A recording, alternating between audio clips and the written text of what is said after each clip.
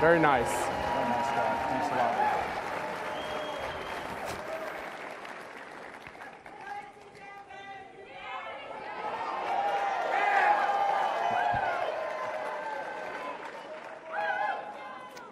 I don't know, Mr. Chairman. I think they like you. Yeah. Well, thank you. Thank you very much. Thanks for the warm welcome. I really appreciate it. You've been a longtime friend and a longtime friend of the conservative movement. You're getting another award from us for your congressional votes, but I think what people most respect and know about you recently is your courage in standing up to what looks to be a very troublesome set of facts. So thank you very much. Well, thank you. Thank you, Matt. Now, in these days, it seems like news is breaking all the time, and I think it's important for all of our CPAC attendees to know that there's news breaking literally right now with the release of this Schiff memo. Our attendees are going to hear from you first. What do they need to know about what's going on and about the release of this memo? Well, thank you, and it just posted, so for those of you, the website probably crashed, so probably nobody can actually get it right now. Russian bots again, I'm sure, caused it to crash. I would say that we actually wanted this out. So this has been held up for over 2 weeks. The FBI and DOJ had right away told the Democrats what was wrong with their memo or their response to our memo. And they waited for 2 weeks before they actually did the redactions that were necessary to get this out. We wanted it out. We want it out because we think it is clear evidence that the Democrats are not only trying to cover this up, but they're also colluding with parts of the government to help cover this up. And I think as you read it, you will see personal attacks on myself, personal attacks on Chairman Gowdy, with a lot of really interesting things that sound really bad, like a lot that has been happening with this Russia investigation over the course of the last year. But what you're not going to see is anything that actually rejects what was in our memo. And what was the point of our memo? The point of our memo was for one purpose only, and that was to show that FISA abuse had occurred. And to have a secret court that gets abused like this is totally unacceptable, and it falls on the job of the legislative branch who created all of this to provide oversight to make sure when we see problems that we let the American people know and all of our congressional colleagues know. So what you basically will read in the Democratic memo is they are advocating that it's okay for the FBI and DOJ to use political dirt paid for by one campaign and use it against the other campaign. And I don't care who you are, a Republican, a Democrat, or an independent, in the United States of America, that is unacceptable. So you got two issues there. Let's unpack this a little bit. You got the fact that, as you call it, FISA abuse, the abuse of this sacred trust we put in our government to actually have the power to look in the most intimate areas of our life. You have abuse of that, number one, and then you have this question. It's a bold charge of a cover-up, covering up the fact that that ever happened, or explaining it in a way that doesn't really give clarity to the American people. Well, let me give you an example. Let me give you an example of cover-up.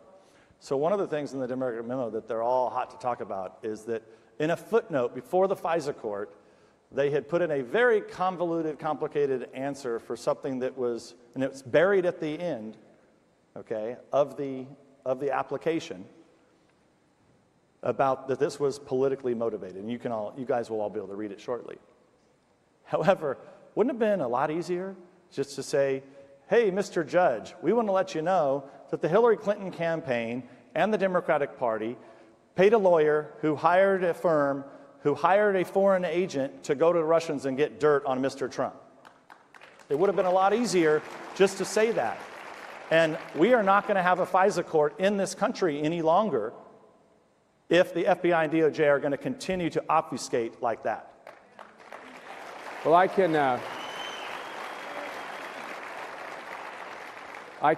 can speak from some experience here after 9/11. some of these extra steps were taken to give the federal government greater powers and leeway to fight terrorism, to fight our enemies. And we were all told, when people said, well, what if anybody ever misused this?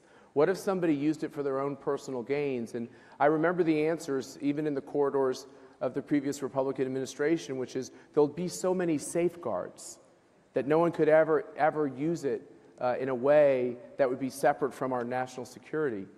Do we just not have these safeguards? Well, let's make one thing clear. This is our ability to track down terrorists and bring them to justice is critically important, and so is this court. Yeah. So is this court. What I believe happened, if we can get we're conducting an investigation. Ultimately, there's going to have to be an investigation done by somebody over DOJ and FBI who can look at it all. And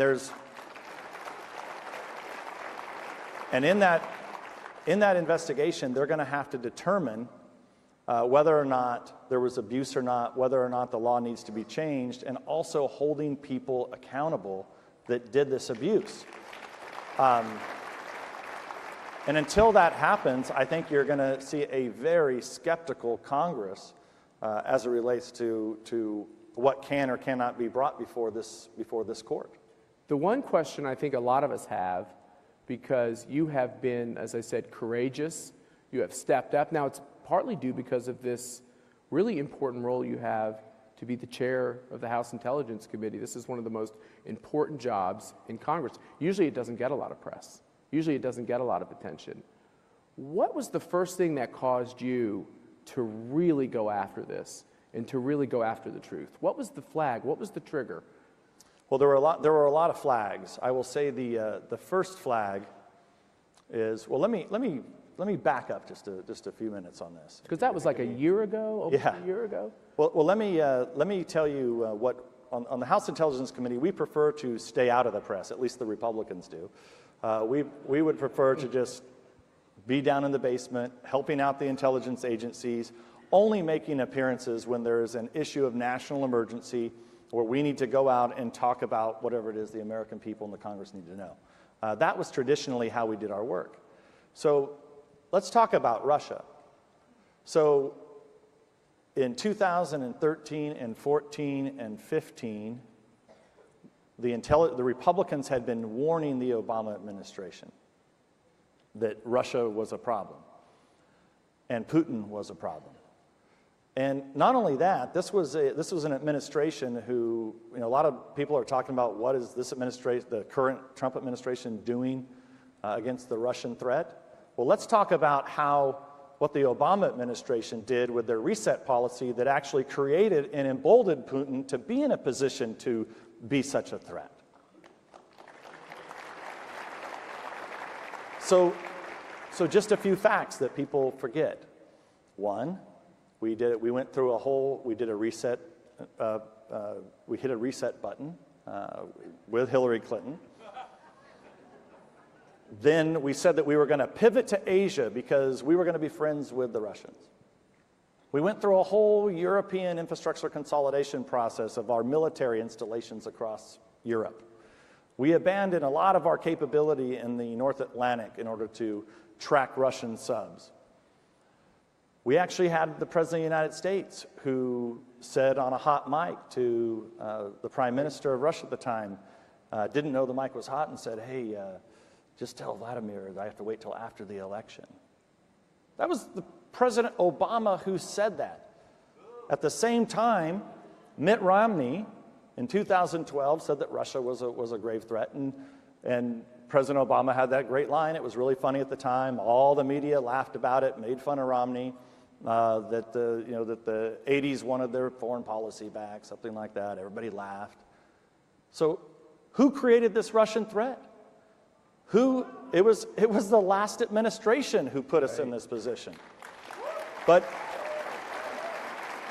here's the kicker to all of this. It culminated finally with great frustration on my part, where in April of 2016, just months before the election, I came out and said on national television that the biggest intelligence failure since 9/11 was our failure to understand Putin's plans and intentions. This was in April of 2016. And then all of a sudden, so now fast forwarding, what were the signs that there could be a problem? Was by late summer, when I had people in the administration coming to me and saying, well, we could have a problem with the Russians. Oh, thank you. We've been saying that now for 4 years. Glad you guys finally figured it out. Then, after the presidential election, President Trump is elected. A couple days later, I was asked to serve on the transition team. It was at that point where I began getting accused by all sorts of mediums and platforms that I was some sort of secret Russian agent. And now, if you would have told me of anybody in the Congress that's going to get accused of being a Russian agent, I would have been down towards the bottom of the list after you listed all of the Democrats in Congress. And now today, the media and the Democrats would have you believe, the Democratic-controlled media, because basically it's one and the same. I mean, they would have you believe that I'm like working with the Kremlin. I mean, this is total nonsense. So I said, look, we'll conduct an investigation. If we see collusion, I've seen no evidence of collusion. We've still seen no evidence of collusion. I was targeted. We've seen no evidence of Republicans colluding. That's correct. Is that fair? Yeah, that's very fair. So all of this that's happened over the course of the last year and a half, it really is quite something to be a part of, to be in the center of. And I will tell you that the American people deserve to know the truth, and the House Intelligence Committee will continue to plod through our work with or without the support of the media, and we'll get the facts. So, good. So the bigger the Democrats and their allies in the national media make the charge about Russian interference, which I know we all find repugnant in our election or in our society generally, the bigger they make the charge that there was apparently something untoward about Trump and Russian collusion, it's important for all of us to remember they are indicting the Obama administration. The Obama administration did not keep us safe. Instead, they took the information and used it to go after Team Trump. Is that a fair statement? Well, yeah. I mean, I think there's clear evidence of collusion, and you alluded to it. The only evidence we have of collusion, which is not, I mean, it's clear evidence. It's not even circumstantial. Now, people try to get around it by saying, well, it was really a law firm that was hired to another guy. Well, wait a second. This was money from the Hillary campaign and the Democratic Party making its way into the hands of an agent who was either paying Russian agents or getting information from Russian agents that was dirt on the Trump campaign that then, of course, they used later. But it's clear evidence of collusion. There's nothing that's any clearer than that, and you would think that somebody might want to do some research on that and figure out who really was colluding with the Russians. What are these contacts? Well, you're the one who's asked these questions, right? Mm-hmm. You sent out a series of questions to some former officials. Right. Do you expect to get answers? Well, that's the next stage of our investigation. So earlier this week, and the media still hasn't reported on this, at least the Tell us about it, because we're glad you did this. So earlier this week, we sent a questionnaire to what will likely be a couple dozen current and former members of the executive branch that ask very simple, straightforward questions like, when did you first learn of the dossier? When did you learn that the Democrats in the Hillary campaign had paid for the dossier? Did you brief President Obama on this? These are all questions. There's 10 simple questions. We hope that by the end of the week, next week, that we will have the answers, but I'm not going to hold my breath for those answers. So we have this term, cover-up. I keep thinking, I guess I turned 50 this year, so I feel older, and I think about when I was told about Watergate, and there's all these terms out there that came out of that investigation. It seems like when there's a Republican president, it sure seems like there is a lot of investigating. I don't know if that's just a coincidence or not. But is it fair to ask, what did President Obama know? When was he briefed? Were they briefing him after the fact? Were they told to do things because they got direction from the White House? These are the questions that you're trying to get to with your question. The answers you're trying to get to with these questions. Right. I mean, we need to know all of the officials at the time when they knew about this, because no matter as we move forward, and we will get through this as a country, but we have to make sure that people are held accountable so that everyone knows that it's never going to be okay to take dirt from a foreign actor that was essentially made up out of whole cloth and then used against the other campaign. No matter whose campaign that is, we just can't allow that to happen again. There's a lot of people in here. You walk down the halls of CPAC, you run into so many retired military, retired law enforcement. There's so many great people that work at the Department of Justice and work at the FBI, but it's hard to not read all the coverage of this and not feel like they've been tarnished by this politicization of these agencies. What do we do and what do they do to kind of fix this and get us back on the right track? Well, I always like to say that the first thing you have to do is admit that you have a problem. Right. Now, that would be a good start. And I think once that begins to happen, then you will start to see the types of reforms that are needed. But I want to stress that it's just at the top, right? We don't have any evidence that anybody down below in your local field office was playing politics, at a level that's unprecedented. We don't see that.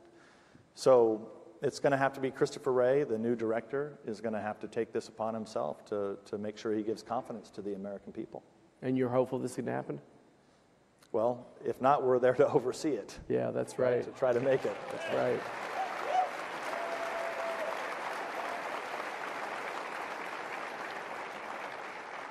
So at the beginning of this process a year ago, they did something we call in Kansas, they tried to hog tie you. They tried, as soon as you were making progress and you were going after the truth, people started leveling charges about you in order to stop you. Right. Why has our politics turned into that? Yeah, and I actually think this is a good example of what you've really seen is the collapse of the media. And I think it's really sad, right? I mean, I think all of us have known that most in the media are left, but for the most part, we tolerated it because you had people who had certain standards, right, that you could count on, that they would at least be fair. So I always like to, thanks for asking the question, because a lot of people don't really understand what happened last spring when I went to the White House. And I like to say it real simple like this. One, when I got the information, I briefed the Republicans on the committee. The Democrats don't like to hear this. I didn't brief them because I knew they would run to the press and talk about it. But right after that, I went out to the media, held a press conference, totally transparent, and said, I'm going to the White House because I found this information where there was unmaskings that occurred on Trump transition officials, and the president needs to know about this. I told the media this. Went to the White House, briefed the president. Outside of the White House, went and briefed the White House press corps again. Now, what do I get accused of? Not being transparent. That was, I think, the height of hypocrisy. And I think what you've seen now is, I think most Americans are understanding that no matter where you're getting your news from, it's going to be biased. And I don't know how that's going to be fixed. It's not going to be fixed in the short run. In the long run, it may get fixed. But in the meantime, you've got billionaires that are controlling most of the media outlets that have their own agendas. You have a press now that's totally reliant on clicks. So they have to have, certain things like clickbait, which I like to say, or my friends like to tell me I'm now clickbait for the mainstream media. So when you put stories out there just to get clicks, I think you're going to see a degradation in the quality of reporting, and that's really what's happened. I mean, just going back just to finish on this point, how is it possible? We talked a little bit about the questionnaire that we sent out. And no one in the mainstream media has covered it. No one. How is that possible? Yeah, maybe part of the reason it's possible, as I was reading and watching is recently there's this show called Morning Joe. I hear they're big fans of mine. Yeah, big fans of yours. Yeah. And they had someone on recently who was mocking you and your intelligence and your abilities because you're a dairy farmer. Yeah. And because people like the people I come from in Kansas who work the land and are farmers and ranchers, they're somehow not able to handle the complex issues that the Intelligence Committee has to undertake. I'd like to give you some equal time on the CPAC stage. Well, I would say this is why President Trump won the election, because Middle America was ignored for way too long, and the power centers of New York, Washington, D.C., a few of the big cities, and then, of course, Hollywood and San Francisco in my neck of the woods, was the people all in the middle were considered irrelevant. You know, it's not just farmers. And stupid. It's not stupid or incompetent, they're not knowing what everybody knows in the Beltway or the Acela corridor, as they like to say in Washington. It's more than that. They actually despise people who are mechanics and truck drivers and people who are builders and get their hands dirty. And I always like to say, if we didn't have these people, well, not only would we not have any shelter and energy to keep us warm or cool in the respective season, we wouldn't have any food to eat. And and I come from the agricultural mecca of the world in the San Joaquin Valley, and I always like to say that we've been dealing with these crazy people for a long time. You guys are just now learning what we've been dealing with in the San Joaquin Valley. I grew up with this lunacy that comes from Hollywood and San Francisco. It's kind of the home of the extreme left wing. And so we've seen what they do to people's private property, what they do to their farms, what they do to their businesses. And so we're well aware. And so a lot of people ask me, well, how do you deal with this? I'm like, well, I grew up with it. I kind of know. I'm used to these people. I'm used to being attacked all the time. And so are my constituents. And so I hope you all know that in California, it's like a country in and of itself. And don't hold that against like some of us who are actually conservative, who are actually trying to do the right thing and trying to be good participants in this great country. I love that answer. Where do our attendees go to get this shift memo?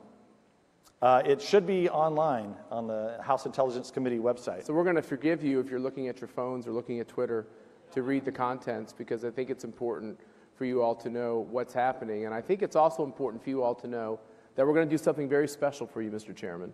And with that, I'd like to bring onto the stage Millie Hallow, our ACUF Vice Chairman. Millie, could you come out and join us? And we have a very special presentation for Chairman Nunes. Come on out, Millie. Come on.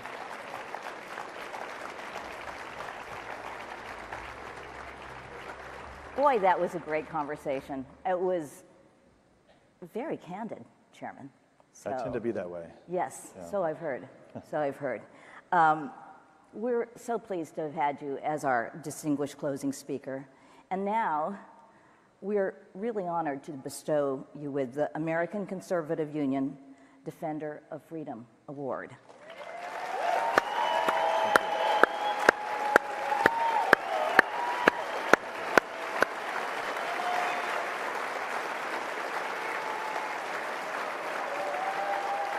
It's very kind of you. Yeah, very good. Very good.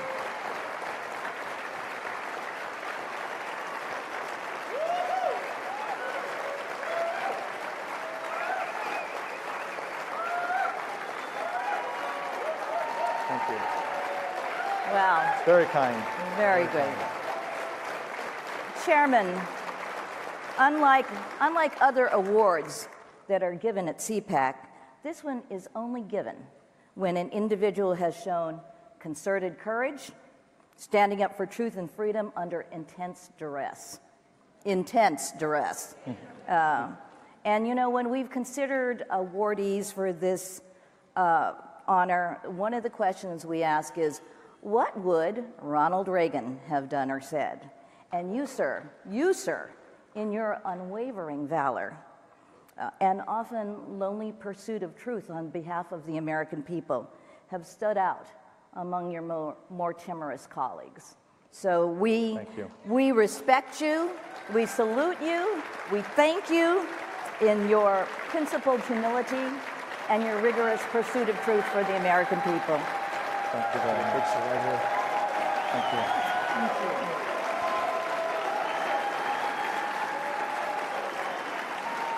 Well, I just want to say, if I may, thank you all very much. But as you all know, we represent, all of us that are in Congress, we represent constituents. And, I get this not because of all of you and all the things that I've done, but it's because of the people who allow me to do that. And so I just want to say thank you again to all of you, but especially to my constituents who send me back to Washington and the people of San Joaquin Valley who, as I said just a little earlier, we've been on the front lines of this fight.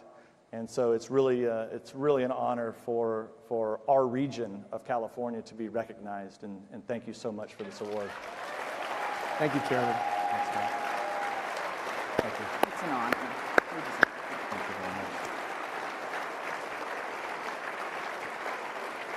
I can't think of a more appropriate way to say thank you to all of you and to end CPAC 2018 with rewarding a man of courage who stands for our freedom. Thank you all so much. Hey, Matt, February 27th. It's been and I just got more breaking news. CPAC 2019 will be February 27th through March 2nd. And my prayer is we won't be talking about anything you're having to deal with by then. And we hope you'll all come back and join us. Thank you so much. God bless. We'll see you again next year. Thank you.